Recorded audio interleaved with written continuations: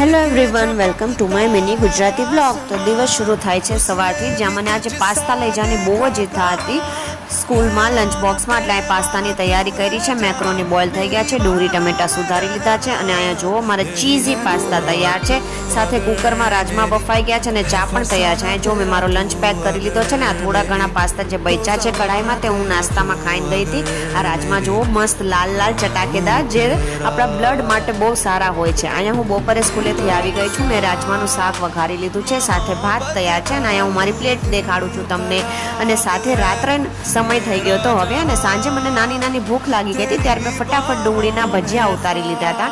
થોડાક જ ભજીયા ઉતાર્યા હતા, ખાલી 2 ઘાણ હતા। અને અહીંયા જો મારી પપ્પી મને જોઈ રહી છે, કિચનમાં હોઉં ને એટલે મારી પાછળ જ બસ બેસીને મારી રાહ જોયા રાખે કે મમ્મી ફટાફટ જમવાનું બનાવીને મને આપી દે। અહીંયા મારી ભજીયાની ડિશ દેખાડું છું હું તમને।